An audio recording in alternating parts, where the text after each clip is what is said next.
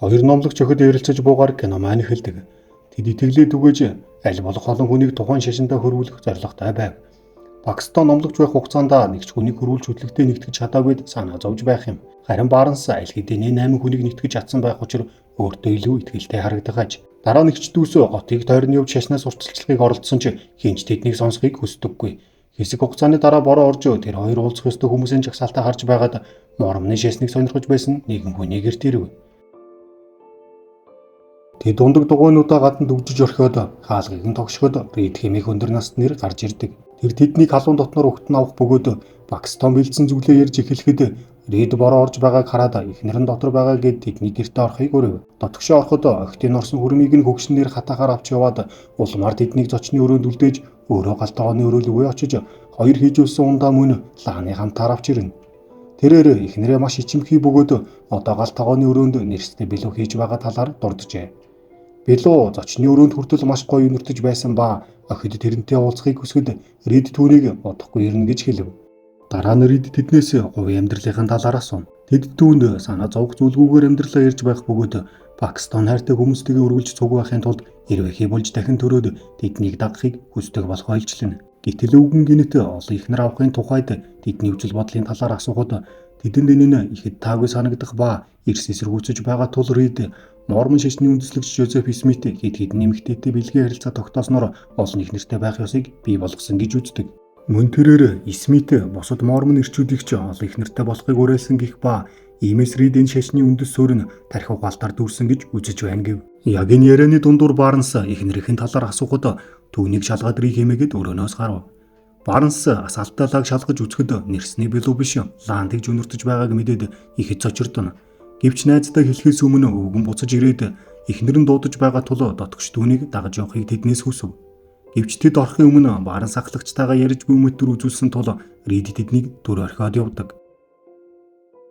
Дараа нь Барнс Пакистанд энд нэг л с ิจ гтэй санагдаж байгаа тул уртхан явах ёстой гэж сэтгэл завинсан байдалтай хэлв. Хоёр охин урд хаалган дээр явхаар очдог боловч ундаг дугуйныхаа түлхүүрийг Барнсын хөрөмний халаасанд үлдээсэн гэдгээ санана.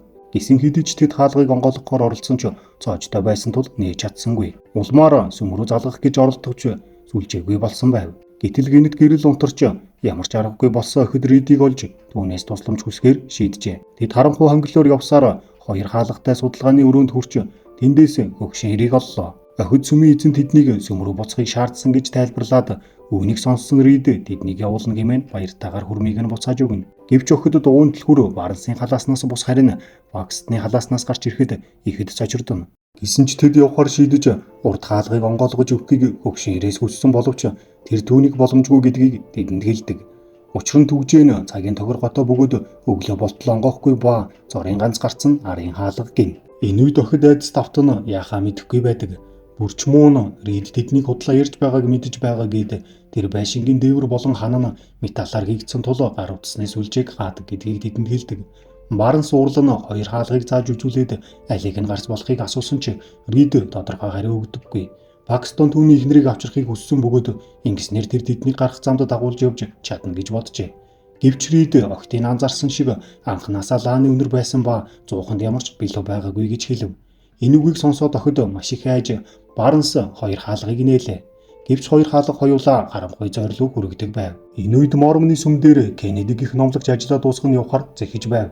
Гэтэл тэр өдрийн бүртгэлийг шалгаж байхдаа Барнс Пакистан хоёр гараахан эргэж ирээгүй байгааг анзаарч санаа зовжээ. Харин Рид дэлхийн шашны талаар үзэл бодлыг ярьж эхлэнэ. Тэрээр аудизм, христийн шашин, ислам, мормон гэсэн гол монотеист шашнууд бүгд л нэг л их сурвалжаас үүссэн гэж хэлжээ. Рид аудизмын шашныг эдгээр шашнуудын анхдагч эхлэл гэж үзэх ёстой гэж онцолсон боловч дэлхийн хүн амын ердөө 0.2% нь үүнийг шүтдэг бол бусад шашнууд олон дагагчтай болсон. Энэ нь аудизм нь өөрийн бурхнаас уртчлаагүй болон бусад шашнуудыг маркетингийн стратеги ашиглагүйтэй холбоотой гэж тайлбарлав. Тэрээр охидыг зүгээр л бүтээгдэхүүн зарах гэж оролдож буй борлуулагчтай зөөрлөн. Дараа нь Рид хоёр хаалган дээр итгэл ба эргэлзээ гэж бичээд охидоос нэгийг нь сонгохыг шаардлаа. Пакистан эргэлзээ гэсэн хаалгаар орохоор оролцсон ч Барнс зогсоож алийг нь сонгосон ч ямар ч хамаагүй гэж хэлжээ. Учир нь Рид тэднийг явуулахгүй нь тодорхой байв. Тиймээс Барнс итгэл гэсэн хаалгаар орохоор шийдэж Пакистан дагна орлоо. Тэд Ридийг дагаж орохгүй юу хэмээн асуухад тэр чимээгүй хаалгыг хаачхав. Охид харанхуй зойронд орж ирэхэд тэнд ганцхан ширээ болон эвхдэг сандал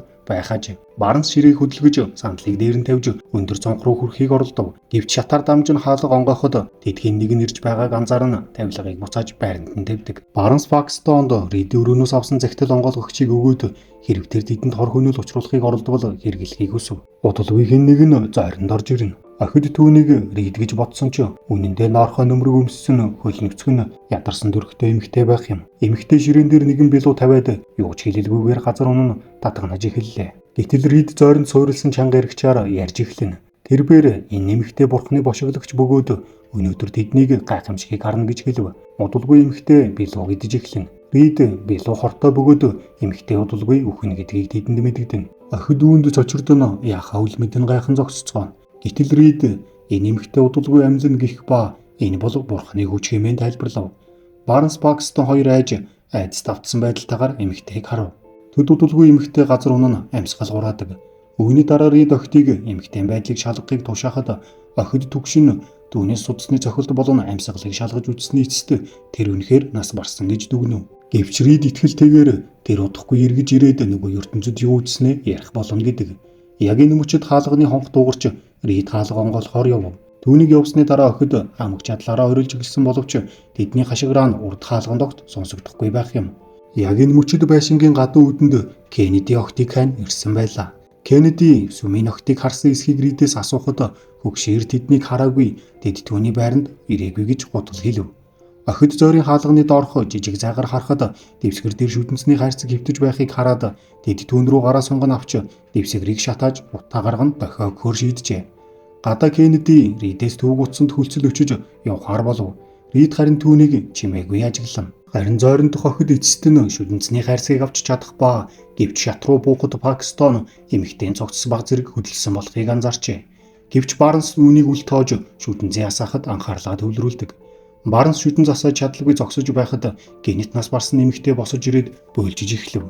Тэр өөрийнхөө нөгөө ертөнцид харсан зүйлийг тайлбарлаж хэлээд энэ бодит биш гэсэн нүгээр яриагаа төгсгөв. Яг энэ үед Рид зойронд орж ирээд эмэгтэйг огтоос холдуулан авч явдаг. Тэр охидод сая сонссон үг нь ариун бөгөөд түүхэнд бичигдэх ёстой гэж хэлдэг. Дараа нь Рид охидыг бас өгөж амьдралын цаадах ертөнцийг өөрсдөө үзэхийг уриалав. Энэ нь тэдэнд хүний оршин тогтнох бүх нууцад тодорхой хариулт өгөх болно гэж хэлнэ. Гэвч Барнс хариуд нь энэ бүхэн бол үхэлд ойртсон үед тарих галзуур чулмаар хий үзэгдэл харуулдагтай адил зүйл гэж эсэргүүцэв. Тэрээр багада хоолны хордлого авч клиникийн үхэлд хүрч байсан тухайгаа яриад тэр үедээ мөн л энэ эмэгтэй нүтсэн зүйлийг харсан боловч эцэст нь амьдралд боцож ирсэн гэв. Үүнийг хэлсний дараа тэр Пакстон Рид лүү довтол хэмээн дохио өглөө. Гэвч Пакстон хөдөлж амжаагүй байтал Рид гинэт Барнсын хоолойг хэрчиж орхино. Энэ үйл явдал нь Пакстоныг ихэд айлгах бөгөөд тусламжгүйг нь хашгичиж хаалгыг нь цохиж эхэлдэг. Харин өвгөн түүнийг тайван ажиглаж буай хэмээн хэлээд мөн тэр Барнсыг өмнөх эмэгтэй шиг хэсэг хугацааны дараа амь урах болохыг ч бас хэлв. Хэсэг хугацаа өнгөрсөний дараа охин сэрэхгүй байх тул Рид Барнсын баруун гарыг зүсэж дотроос нь жижиг металл зүйл гаргаж авдаг. Тэр үүнийг Пакстонд үзүүлээд энэ бол бичил чип гээд бас түүнийг жинхэнэ хүн биш харин симуляцийн програм байсан гэх бөгөөд иймд түүнийг дахин амьдруулах боломжгүй гэж тайлбарладаг. Цааш нь энэ ертөнц бол симуляц бөгөөд бодит ертөнцид хүрэх цорын ганц арга нь үхэх явдал гэж тайлбарлаж Пакстоныг амиа орлогыг уриалав. Гэвч Пакстон металл зүйлийг ажиглаад энэ нь жирэмсэлтээс хамгаалах суулгац гэдгийг ойлгодог. Мөн тэр саяны болж өнгөрсөн бүх зүйл бол Ридийн зохиосон жүжиг гэж бодож байгаагаа хэлээд Пакстон сайтар бодсны эцэст Кеннеди ирэх үед үгс нэмэгтэйтэй яг адилхан хувцалсан хоёр дахь эмэгтэй нууц хаалгаар гарч ирсэн гэдгийг ойлгосон ба тэр ихний эмэгтэй норонд хэвтэж Ридийн бичсэн үгийг давтан хэлсэн байна. Гэвч эмэгтэй сүүлд нь зохиолыг өөрчлөн энэ бол бодит биш хэмээн хэлсэн гээд үүнийг хэлсний дараа Пакстон зойрын нууц хаалгыг хайж эхлэв. Эцэст нь тэр өөр нэгэн зойр руу хүргэх хаалгыг олно. Гэтэл Рид түүнийг зогсоож чи бэлэн биш бол тийшээ буур гэж анхааруулна. Бүх болсон явдлыг үл харгалзан Пакстон үнэн олж мэдхийн тулд үргэлжлүүлэхээр шийдэв. Тэр хонглоор доош бууж ёроолт нэг нэмэгтэй цогцос байгааг олж хараад ингэснээр түүний таамаг нь үнэн болох нь батлагдана. Улмаар Рид хонглын хаалгыг хааж орхино. Харин Пакстон гар утасныхаа гэрлийг ашиглан гүн рүү явсаар байлаа. Тэр хонглыг судалж олон хаалга өрөөнүүдийг үзээд эдгээр нь бүгд оккультын тэмдэг сатанист зан үйлтэй холбоотой улмөрөөр дүүрэн харагдана. Удалгүй тэр өөрийнх нь ундаг дугуйны цаажаар төгжигдсэн хаалга байхыг олж харна. Хачиргалтай нь уг цоожны түлхүүр нь өөрийнх нь халаас нь байгааг мэдээд хаалгыг онгойлгожээ. Хаалгыг онгойлгох явцад аимшигтай зүйл түүнийг угтав. Тэрээр хөргүүртэй өрөөнд орсон байх ба дотор нь ядарч сүлдсэн сул дорой эмэгтэйчүүд жижиг торонд хоригдож байсан нь Пакистоныг жихүүцүүлнэ. Яг энэ мөчөд Рид ирж одоо чи цорын ганц жинхэнэ шашин юу болохыг ойлгов хэмээн асууна. Үүний хариуд Пакистон тайлбарлаж эхлэв. Рид тэднийг зочны өрөөнд орхих үед тэр гадуур гарч ундаг дугуйг нь нууснаж ингэснээр охид өрөөнөөс гарах аргагүй болжээ. Тэр бас түлхүүрийг нь санаатаагаар өөр халаасанд хийсэн бөгөөд энэ бүхэн Пакистаныг энд хүрэхээр төлөвлөсөн арга зал байсан гин. Гэвч Пакистан түүнд би энэ газар ирэхийг өөрөө сонгоогүй, харин чи намайг энд байлгахыг хүссэн учраас л би энд байна гэж хариулв. Ингэснээр Пакистан цорын ганц жинхэнэ шашин бол хяналт гэдгийг ойлгосноо хэлв. Түүний үгэнд Ридийн сэтгэл хөдлөж Пакистаны зөв болохыг хүлээн зөвшөөрнө. Мөн эдгээр эмэгтэйчүүд өөрсдийнхөө хүсэлтээр энд ирсэн гээд тэднийг хүчээр хорьсон биш, харин тэдний итгэл үнэмшил шийдвэрлэл тэднийг энэ байдалд хүргэсэн гэж хэлв. Үүний дараа тэр нэг нэмэгтэй 3 тайран авч өмнөх үйлдэлийнх нь шийтгэлгэв.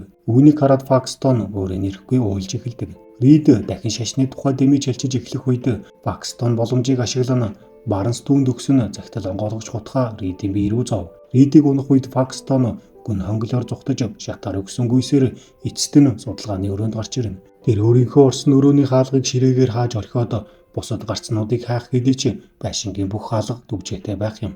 Ингээд тэр доош нь бууж гарч болохоос өөр аргагүй байв.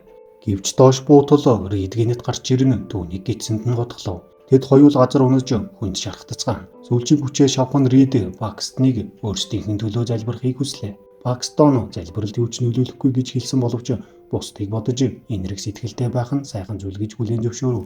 Пакистаныг залбирч эхлэхэд Рид уйлсаар шалан дээгүр мөлхөж түүний цээжин дээр толгоогоо тавив. Гинэт Рид хутгаа гаргаж түүнийг алах гэж байтал хэн нэгэн түүнийг хатаастай модоор цохиж унахад энэ нь Барнс байх бөгөөд улмаар Ридийг тэд инхүү алж чаддаг. Гэвч Барнс хэтэрхийг шархатсан байсан тул тэр Пакистаны гар дээр амьсгал гурав. Улмаар Пакистан мөлхсөөр шатаар өгсөн гарч байшингийн жижигрүүлсэн завгуур болох Макатиг олдог. Тэр түүнийг ажиглан агаарын суугаар гарах гарц байгааг мэдээд тухайн суугаар мөлхөн эцэст нь 5 мэт байшингаас амьд гарч чадна. Гадаа цасан дунд гарч ирэхэд нэг нэрвэхээ гар дээр нь буухад энэ нь түүнд нэгэн хүслийг нь санагдуулж байв. Хэрв тэр дахин төрөх юм бол нэрвэхээ болон төрж хайрт нэгнийхээ гар дээр газарт хаамлсан.